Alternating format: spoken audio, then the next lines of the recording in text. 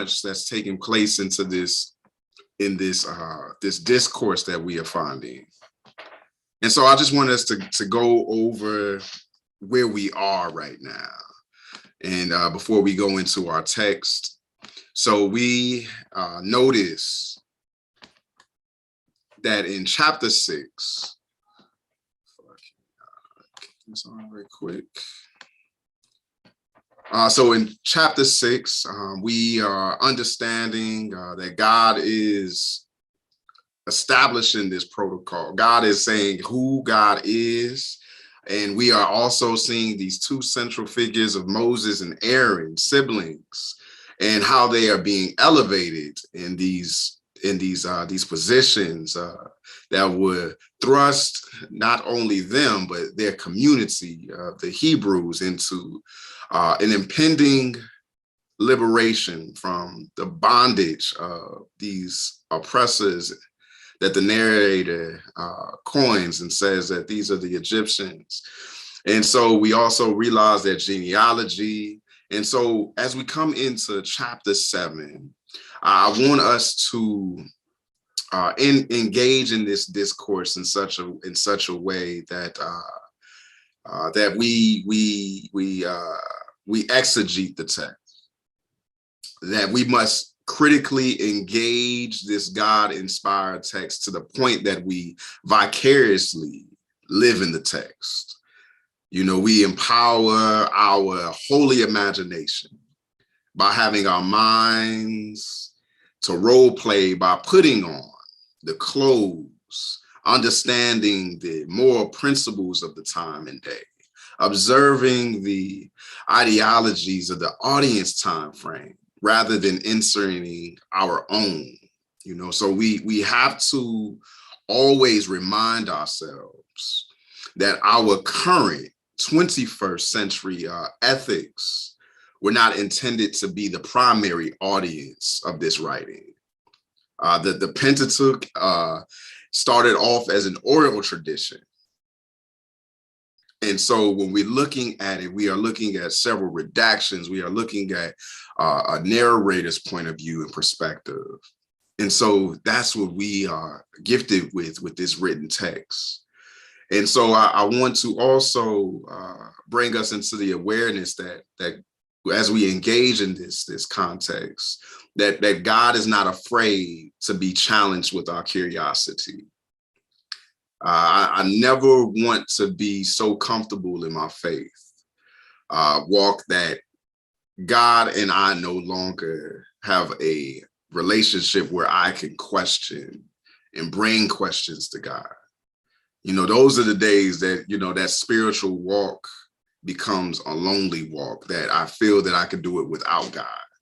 And so I want us not to question God's sovereignty, but rather interrogating the text in such a way that brings questions that, like, why did God do this? Why did God handle this situation in this way? If I had God's ability, what would I do? And so we put ourselves in the text in that way. And so as we continue to open up this discourse, I want us to just briefly explore Moses' complicated, flawed character. Can anyone unmute and explain who Moses is in these first 6 chapters that we are opening up with? Like, what are some of his characteristic traits? Unfortunately, he had a character trait that I have since overcome. He was a stutterer. That's a great point. Any others? Yeah, that's why God told him, I said, don't worry. That's why God told him, don't worry about that Shawty. I'll let Aaron speak for you. That's an amazing point. So it seems like the more excuses that we bring to God, the more resources God offers us. And so that's what I've been finding out, that every time that I say I can't, there's someone that removes that apostrophe and T they take those things away from me. I found that can't is a dirty 4-letter word. Ooh, that's I think that's in all of our business right there. So we realized that there's some speech that Moses struggles with. Is there any other characteristic flaws that or even you're saying things that we look at heighten about Moses that puts him in like this heroic stature? Are there any others? He did murder someone. Ooh, yeah, same time. Thank you so much, Reverend Moya, Sister Mary, for bringing that up. Yeah, he was a murderer, so he was caught red-handed too. Tried to hide his evidence though. So it's like, look, that brings in a whole bunch of complexities. That is, and you're saying, so God is redeeming someone who has committed murder, which almost in like foreshadowing, like to know that Moses already broke a commandment. And he had to write it down on tablets. Like, can you imagine how humbling that was? Like, God, you sure I could write this one down? So yeah, so let us continue to digest who Moses is. We realize there's some speech, what I'm saying, what we would label as speech disability. Impediment. Speech impediment, yeah. And he also, he didn't seem to know himself very well because he didn't have confidence in his ability to do what he was assigned by the Lord. So we're saying a lack of confidence. Or just not knowing himself. I mean, I know in my own life, I've been assigned to things and I thought, I can't do this. There again, that 4-letter word, but I'm not ready. I'm not mature enough. I haven't been on the job long enough or whatever, but people saw in me stuff that I didn't see. So, what do you do? Ooh. And see, it's moments like that. I thank you so much for bringing that up. It's moments like that I wish that, though the word of God is inspired by God, there are moments that I wish that we had a more womanist lens that was offered, because I'm like, what did Moses' mother see in her child worth saving her child? Like, so that those are the moments. Ooh, I like that. He was insecure about his ability to do what God chose for him to do. Yes. Yeah, that's very, very true. But, so when we look at this, this figure that we always put in the hall of faith, Moses, but he just had, he had flaws, he had complexities, he was human. And so we have to look at his humanity.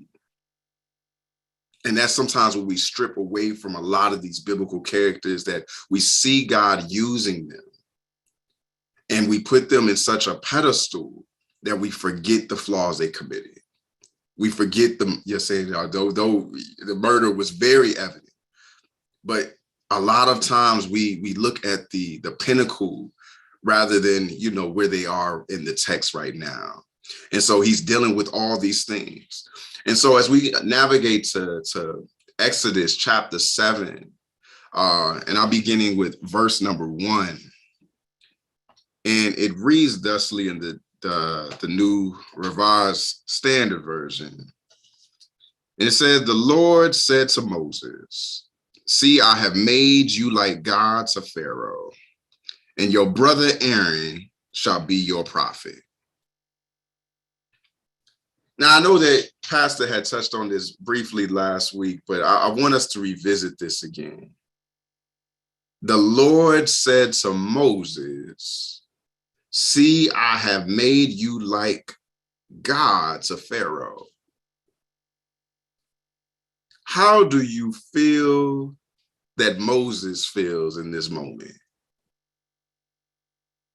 Let's put some flesh on how he feels in this moment. How do you believe that Moses felt in this moment to be raised to a stature like that, to an oppressor with power?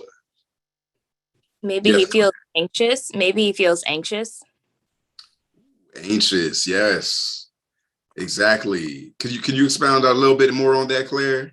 Well, if I were given a task by like an entity that I couldn't see with my own eyes, and it was like a divine task, I would feel pretty worked up about that. Yes, thank you. Thank you so much for expounding on that. So I definitely the anxious and being feel. I can imagine myself being so filled with anxiety. Yes, Reverend Moy. So that's interesting. I know I didn't slow down to look at this, but right after Moses says, "Since I am a poor speaker, why would Pharaoh listen to me?" So he just talked about his insecurities, and then God says, "I'm about to make you like God." I'm like, that's not the answer I would have looked for. That would have, yeah, I would have been like Claire, like, I don't know about all this. I might have to say, God, use somebody else. Exactly. That's the thing is, and remember Moses, it puts that into the equation. Be like, God, you can use my brother. Moses puts in the equation like there's someone better than me. And so, yes, I felt inadequate, felt it was a setup. Yeah, those are things that I know possibly that Moses would have felt in those moments. I could imagine the layer of, though God is saying that he is equipped, I can imagine the level of imposter syndrome to be like, oh God, I can't do this. Although you see it on my resume, although you think I have all these credentials, that my life has set me up in such a way that I can do all these things. I think it comes back to what Reverend Tate mentioned about can't. And so when we feel that we don't have the capabilities of doing these things, especially when we're looking at Pharaoh, well, now when we put you're saying human characteristics to someone that the Egyptians, this culture had viewed as a God figure, so this is like, so Moses in such a way is like, oh, I'm going to be used against someone who has power, that has a belief system that, we're looking at the Egyptians, they don't know, they don't know God as the Hebrews know God. And so here you have God entering a situation almost like a competitive nature to be like, I'm going to show them who I am. And I can only imagine the Egyptians saying, how dare someone that is being oppressed by us think that they can be liberated by this God figure, especially by someone who's been, that we look at, when we look at like Moses, he's had this experience of knowing the Egyptian culture. He was immersed in it. He was taught in it. And he was also convicted in it to the point that he ran away because he knew the culture and what would possibly happen to him. But when we slowly unwind this thing, we're starting to see that why God is using and choosing Moses over anyone else. It's it's like this amazing ability that he has of knowing the Hebrew culture and the Egyptian culture. It's like, so he has this duality, not even realizing until God puts that self-awareness into him. And so what I love is that when we go in to verse number 2, it says, you shall speak all that I command you, and your brother Aaron shall tell Pharaoh to let the Israelites go out of his land. And so what I love is that these moments, this is not a new saying. This is not God saying this for the very first time. When we go back into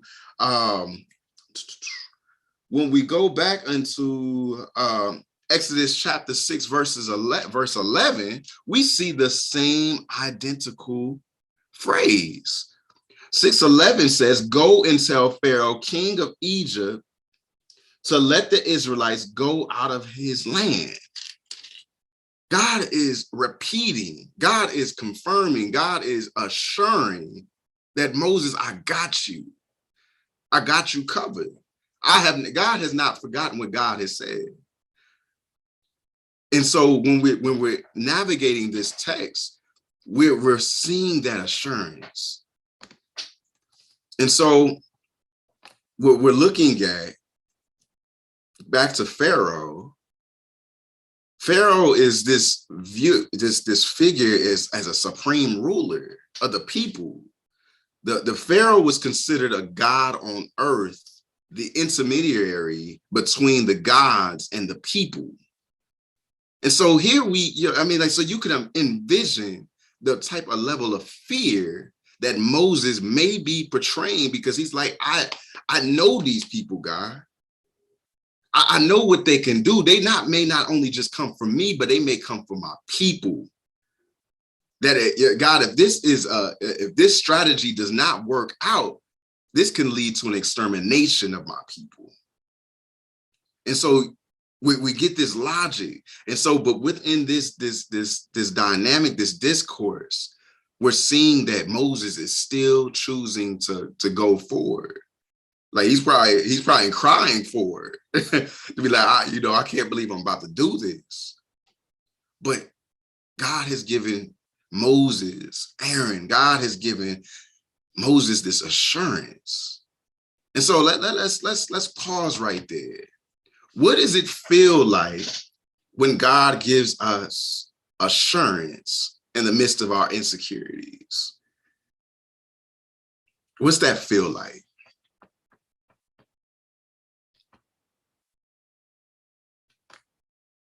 And that's not rhetorical. That's open-ended right now.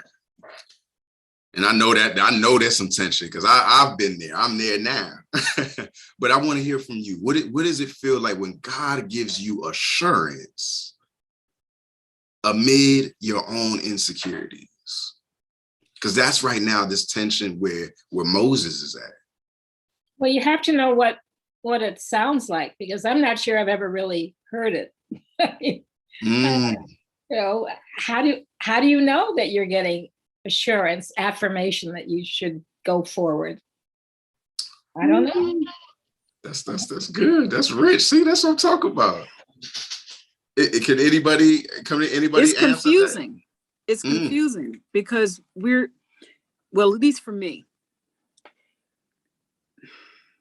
if God is within me, if God is for me, if God is never going to abandon me, and yet I walk through life with, I'm leading.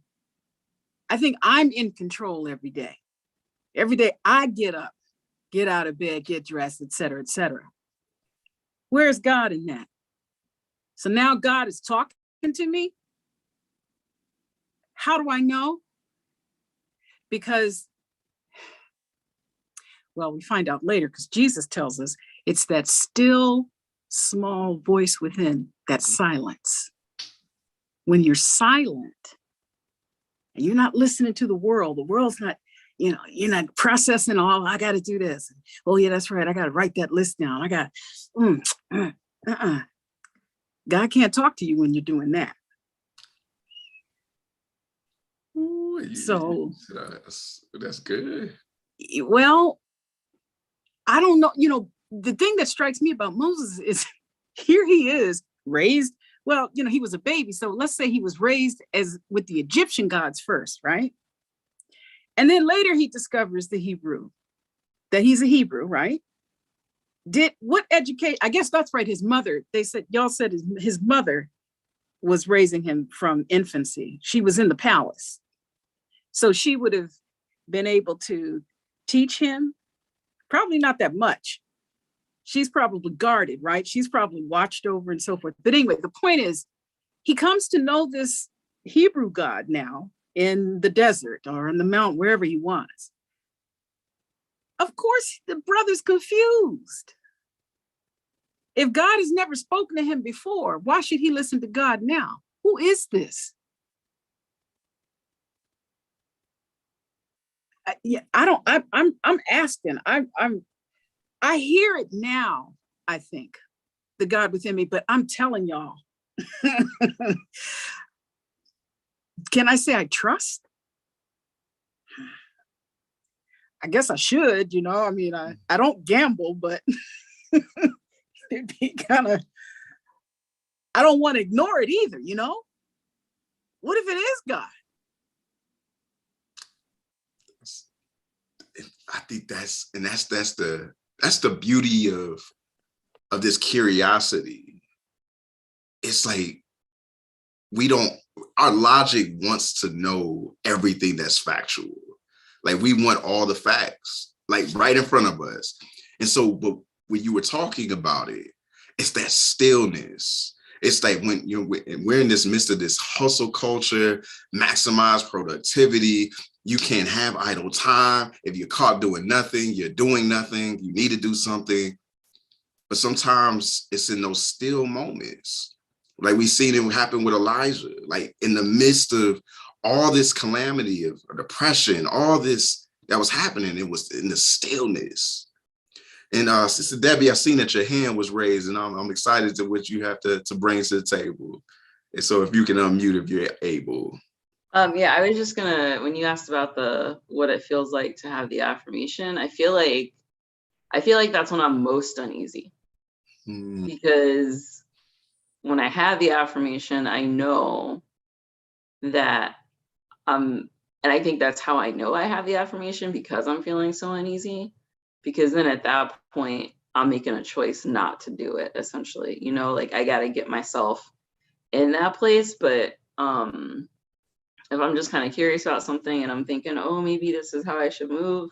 But then when everything around me is kind of aligning itself for me to move in that direction, like I feel like that's how I hear and feel and see God. And when all those things are aligning and I'm still not moving, I'm like, oh, dang, like this is me not following the calling that I have right now. Ooh. So yeah, the more affirmation I get, the more uneasy I feel about it. It was so incredible about that. I thank you so much for sharing that, because what gets me is that God even factors in our hesitancy. Like that's even factored into the equation. Like before we can fully say, like, God, okay, you got me. Like in the midst of all that, like you could see that for me, just personally, every time that I read Moses' narrative, sometimes there are moments that I just see him trembling forward. Like, okay, God, you could just go ahead and do this all yourself. Like you could free the people. Why me? Why are you choosing to use me? All my insecurities. These people know my history. They know my track record. But we see that God always uses the least likely. Like that God is infatuated with that type of glory, to be like, you know what? The person that y'all think that is not going to be used, I'm going to have them to lead us towards liberation. And so that those are the moments that get me and captivate me, because Moses would never have raised his hand to say, okay, God, you use me. I want to be used.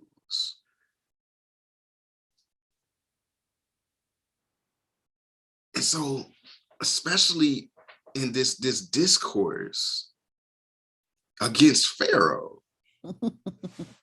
like God, like I can't have a practice run test or something like that. Like could I, in video games, you don't start off at fighting the last boss. It's like, it's like, let me have a warm up to be like, okay, yeah, let me go defeat these other people that nobody knows. So I could, like even as boxers, they never go into, the title contender fight without having some fights underneath them. But here Moses is thrusted into the heavyweight battle of the world. Yeah, so yeah, going straight to the Super Bowl. They play no season games, just in it. Oh yes, reputation. God doesn't call the qualifier. God qualifies the call. And so, Reverend Tate, I know that with you answering your call, Can you expound on what that means and what that means to you?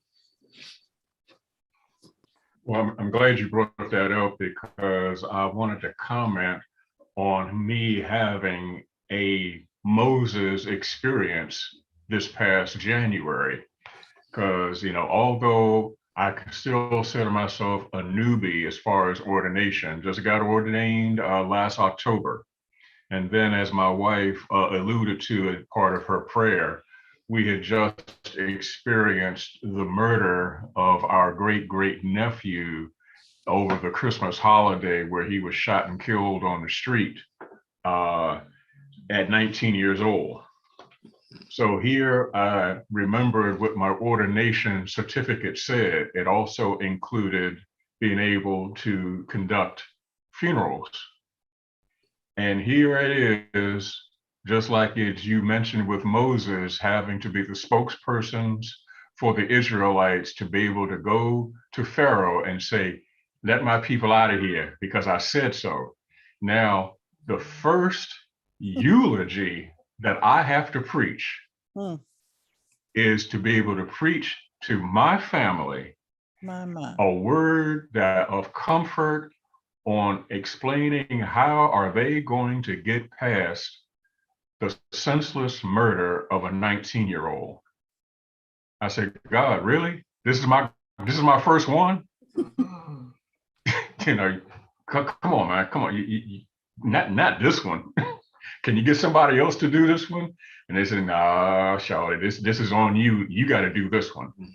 So I said, okay, you use who you choose and you qualify the called. So I'm trusting you to give me something, So I delivered what he told me to say, and everything worked out great. But when you talk about answering that question about the calling, I still look back and feel that God still had jokes with me because see, if I had answered this call 40 years ago, I knew I would have messed it up. So he knew that time and wisdom would have been my best preparation, because just like Johnny Cochran used to always say, preparation, preparation, preparation. That is incredible. All this time he was preparing me. Well, see, he was preparing me, but I was in denial because, see, as funny as it sounds, for those that know me or feel that they know me, 40 years ago, I was having too much fun being a heathen. So I know God didn't want me to do this. So, because I kept hanging up on God. I kept putting God on voicemail. I kept using the Eastern culture, using my Eastern accents. That, oh no, he not here. Click. So you can't. I want to expound on those. I mean, so understanding there was some that you had this track record. It's like that you had some history. There was some context that just like, God, I'm not ready. And so when we're looking at Moses' narrative, like what got me, as we continue to read towards the end, like it talks about him. And I struggle sometimes with biblical age at times, but just talks about him being 80 years old. And I'm just like, wow, if we put that in the natural context, I know that scholars debate about biblical age and that they revert to time in different manners and instruments. But let's put this to logic, like a person of 80 years old still wrestling with the tension of saying yes to God. And all his lived experience, all these times that he could look back onto his life to see like, oh yeah, God saved me there. God spared me there. God did this, God did that. And then we come into a new situation, be like, God, that's a whole nother generation's issue right there. But him taking that on. So when we look at the midst of having assurance and still having those insecurities, the insecurities never left. but the assurance stayed on the scene the whole entire time. So let's go to verse number 3. And it says, but I will harden Pharaoh's heart, and I will multiply my signs and wonders in the land of Egypt. Y'all, I'm not gonna lie, this one always gets me. God hardening Pharaoh's heart. Mm-hmm. And our author, Judy Fentress-Williams, says that God, you're saying in this context, God is manipulating Pharaoh. How y'all feeling about that? God manipulating Pharaoh. Same way I felt when God made this little deal with Satan for Job's trials. Mm. It's not, I don't think it's a pretty picture. It never is. And I think that's it's some tension in there. And so that's why, when I go into these sessions and engagements with God, and I question God. I like, God, why did that take place? And so the thing is that it's like this isn't new. Like something what I've looked at as when I look at hardening, it's just allowing the heart to take its place. You know what I'm saying? Just to do its own thing. It's like there are some people and some figures that they just so intoxicated with power that the power takes over any type of good that they could produce. And I mean, we've seen that in 21st century times, correct? We see that with politicians. Mm-hmm.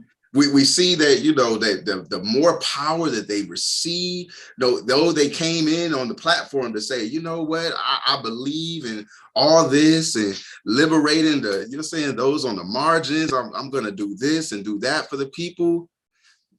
Then they get the power. And then we see the lack of what could have happened. Yes, Brother Summers. I heard Pastor say that many people have written thesis books about hardening, but when we have this discussion, I think we gloss over what hardening of the heart means. So I looked up a definition that kind of works for me, and it says hardening means unmoved by things that others would be compassionate about. And so when I read that, if I apply that, I think Pharaoh's heart was already hardened before. That is an amazing point. Thank you so much for bringing that. Reverend Moy, I see that your hand is up. That's good, Brother Summers. When you, because sometimes you have to come up with your own working definition of a word. And like, what does this really mean? And then for me, what you were saying, Reverend Chris, about how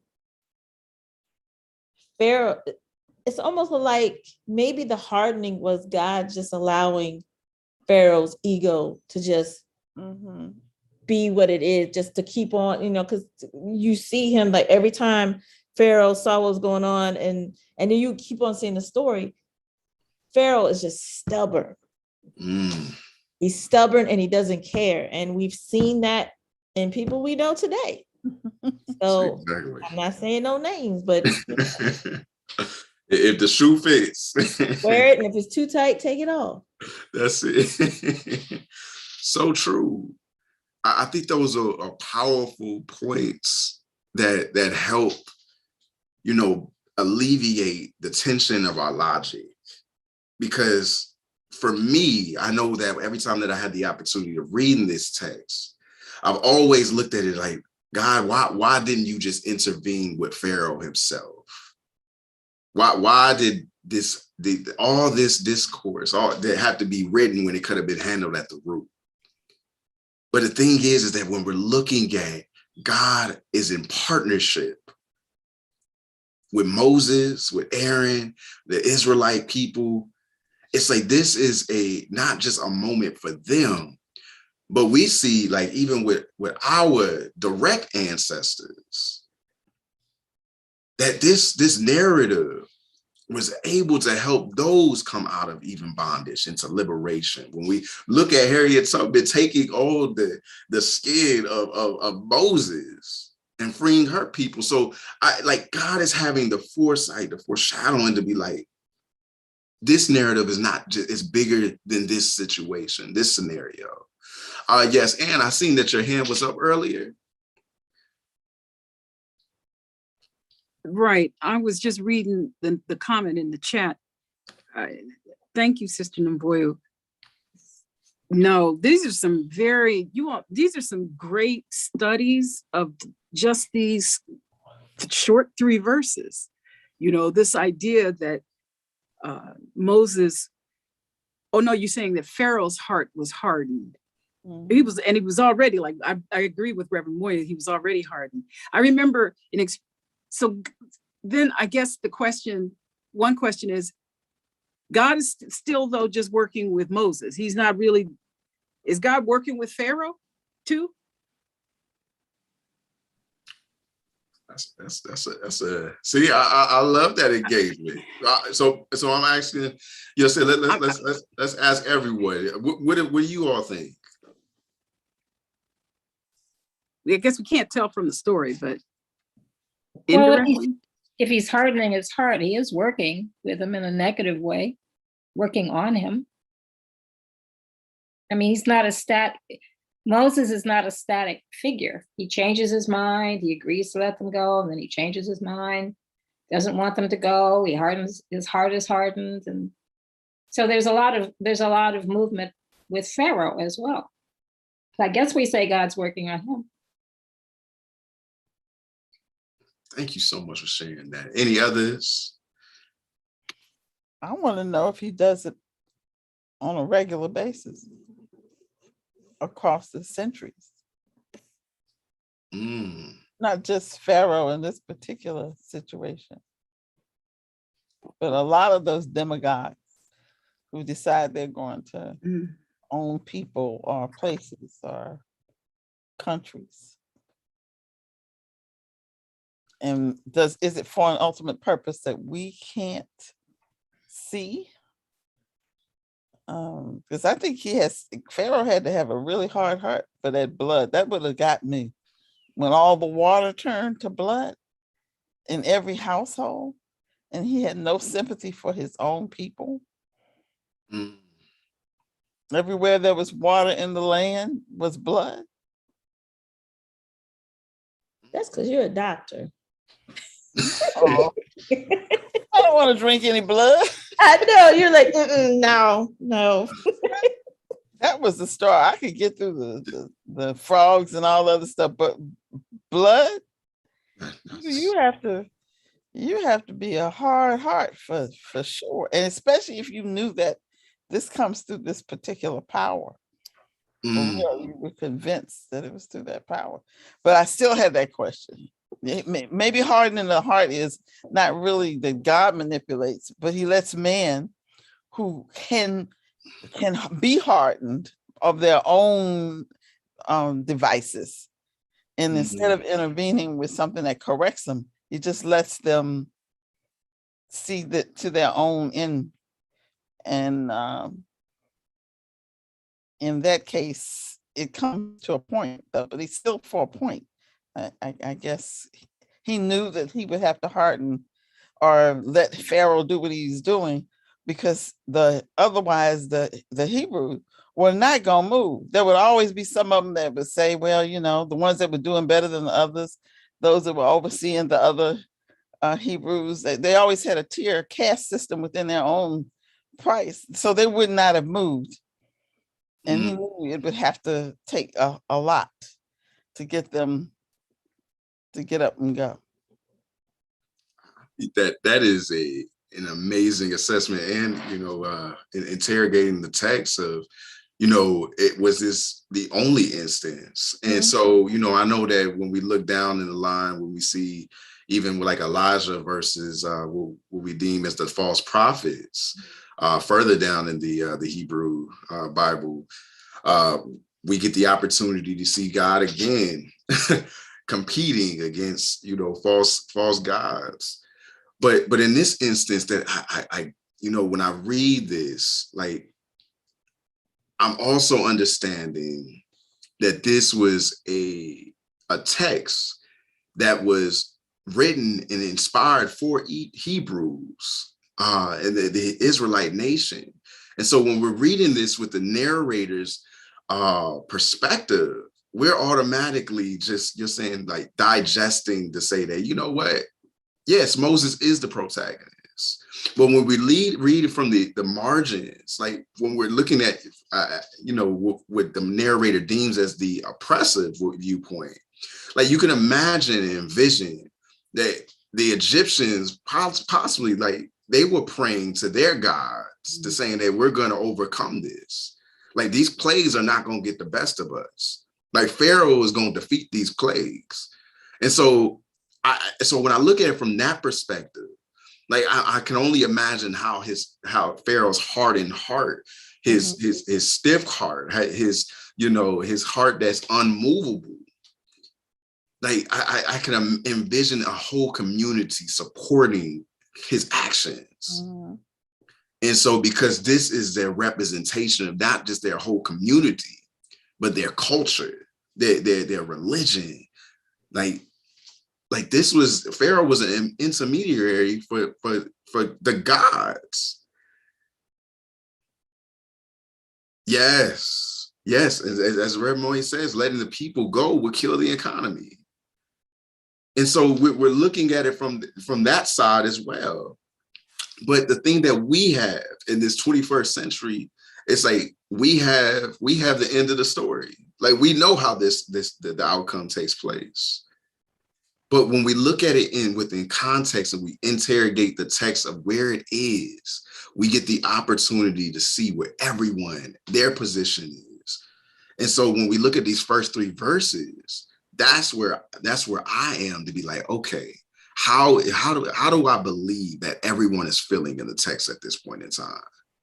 Like, we're about to have a duel go on where God is so entrusting humanity to represent God's strength, God's sovereignty.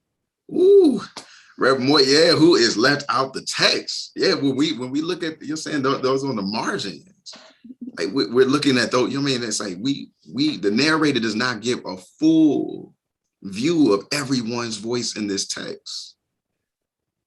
And so, as we go on to verse number 4, it says, "When Pharaoh does not listen to you, I will lay my hand upon Egypt and bring my people, the Israelites, company by company, out of the land of Egypt by great acts of judgment." Verse number 5, "The Egyptians shall know that I am the Lord when I stretch out my hand against Egypt and bring the Israelites out from among them." So when we look at those verses, we are seeing God saying that, you know what? They gonna know about me. This sovereign Lord is saying that in this instance, if they don't know me by now, like that's what I'm just like, oh wow. God is really putting God's self out there in such a way. Ooh, yeah. See, my old soul came out with Teddy P. But yeah, but the thing is that when we look at this, like, God has so much trust in Moses and Aaron, with God claiming a people. Like even there's sometimes that I have tension, but like God choosing sides. Like, were the Egyptians not worth redemption? Were they not worth the opportunity to know God? Like, even when we look at you'll say that, I know we fast forward a couple of centuries with the story of Jonah, but even the Ninevites had the opportunity of redemption. And as soon as they heard Jonah's short little sermon that often many scholars say that's puny, they turned their ways. But here we see that Pharaoh, he don't care. And so but we still like the other voices. What are the people like? If the people had the opportunity, what would they choose? And so that's where I am, where my tension is at in this, because there are so many times when we look at texts like this and it authorizes genocide. People just pick up these verses and be like, God is on our side. We're going to go in. We're going to do what we want. God is here. God is with us. And when we look at, you said, when we look at the 21st century, many people will claim that that is the American dream. And so that it'll be when you look at all of this going on, that we live in the byproduct of a genocide. Ooh, yes, that is American exceptionalism. Yes.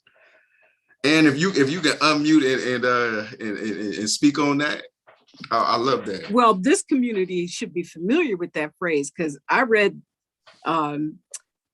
Kelly Brown Douglas with this group, and that's the thesis in her book Stand Your Ground, where she's explored that where did this arrogance and this supposition that where I am, my body, and wherever my body goes trumps whatever a Black body does or goes. Because it's in the Bible, I found it, I'm using this, God has ordained this as mine. And once I say God has given it to me, then usually it shuts down an argument. And then the other people are intimidated by God. Is this what this is telling us? The intimidation factor. I mean, this God, has been criticized, talked about a lot. This Hebrew God, this God of wrath and fires and brimstone and locking, swallowing people and keeping them in whales. I mean, dude was busy in this testament, all throughout. But anyway, I digress. That American exceptionalism, you just explained it to me.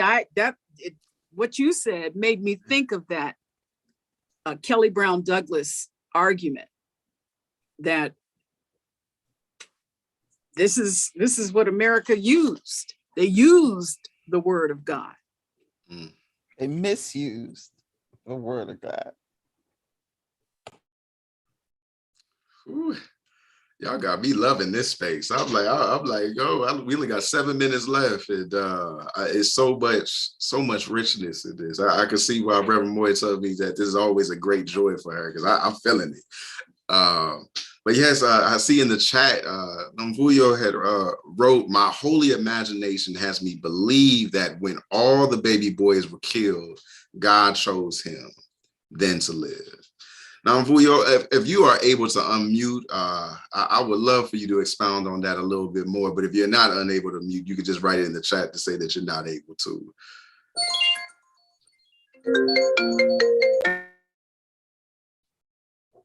All right. Well, I would take it that not able. Thank you so much. But I think that is a powerful point. Like, to know that Moses being set apart in the midst of genocide, like that's what gets me. That when we look at this text, that the way that Moses' life was set up to a pathway of liberation for not even himself, but for generations to come after him. That's the part that gets me, to know that through this one child that was saved. Woo. And to know the intentionality that God had used those who were in the margins, those who were the least likely. When we look at women in this societal context of this scripture, like I always, like my father in the ministry had told me, anytime that you see a woman speaking in the Bible, pause, reflect, interrogate, understand why in a system of patriarchy that this voice was offered to be a voice of advocacy, to be a voice of, you're saying, a reason. Like, why out of all voices? And we've seen that with the midwives. And knowing that those key terms, those key phrases that were just so amazing at that time period, that were able to allow a pending liberation to take place. And so verse number 6 says, Moses and Aaron did so. They did just as the Lord commanded them. Whew. Let's pause right there. They did so. They did just as the Lord commanded them. We talked about all the tall tasks, and the thing is that we read the story. we know that everything that's to come. And so, but these first 7 verses give us an overview. And so, what I love about this is that we see that even in the midst of insecurities, they still were obedient.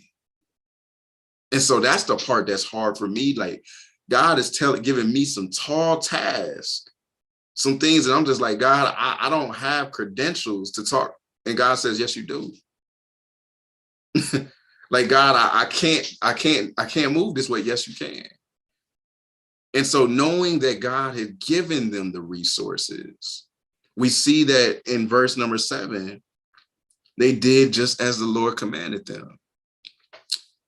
And then verse 7 says Moses was 80 years old and Aaron 83 when they spoke to Pharaoh. Like, here's those ages again.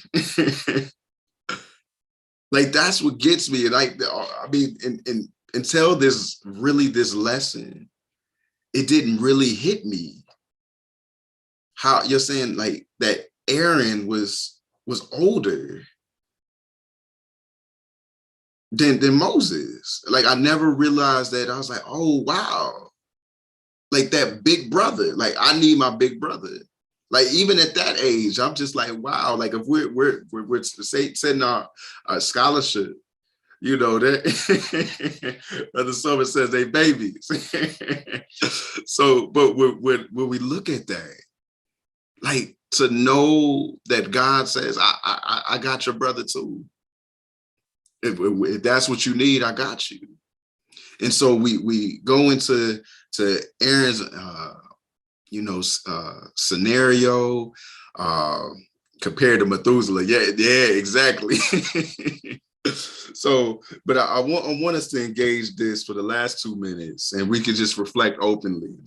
So verse number 8 says, the Lord said to Moses and Aaron, when Pharaoh says to you, perform a wonder, then you shall say to Aaron, take your staff and throw it down before Pharaoh, and it become a snake. So Moses and Aaron went to Pharaoh and did as the Lord had commanded. Aaron threw down his staff before Pharaoh and his officials, and it became a snake. Then Pharaoh summoned the wise men and the sorcerers, and then also the magicians of Egypt did the same by their secret arts.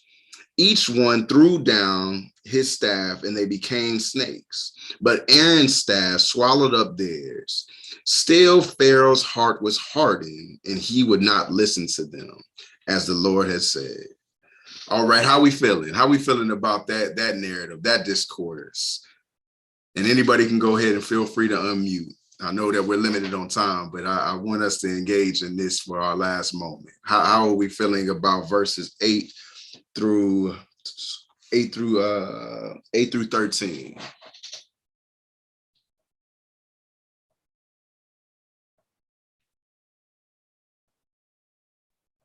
A lot going on in there. You got sticks turning to snakes and snakes eating other snakes. You got sorcerers, magicians, and Moses having a staff that turns into a snake. There's a lot of stuff. That's a lot of unpacking to do. That is. It's so much like we just seeing this duel automatically. Like we just go into it from an overview into a duel. And so when we're looking at, like, to know that what we deem as the oppressors in this situation, having the same ability to turn rods into snakes as well. Like, this did not faze Pharaoh. And so you can envision in this situation, not phasing Pharaoh, like how the plagues were. It's like, oh, that ain't nothing new to me. Yes, Dr. Boylan.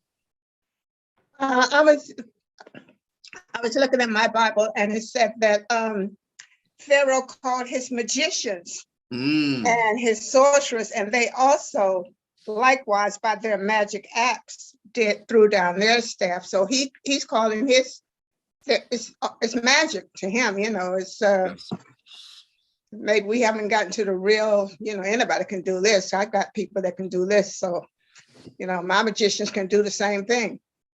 Of course, he didn't know that God's magician snake would eat his up, but come on now. Yeah.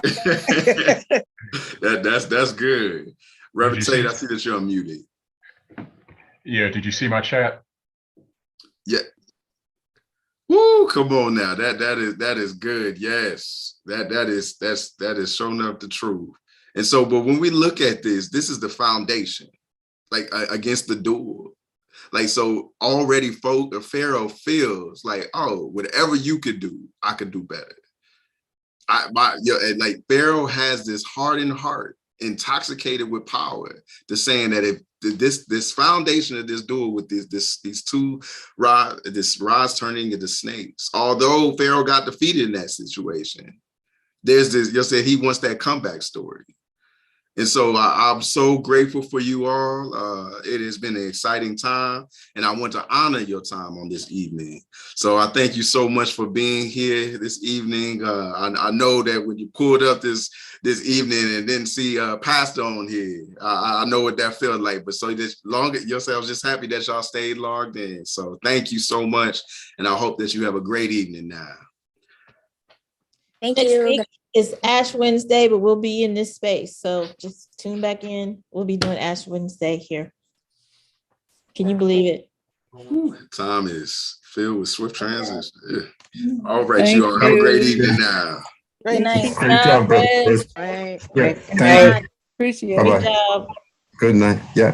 Good night, everyone. Night, Good Robin night. Morris. Good night. Night, Chris.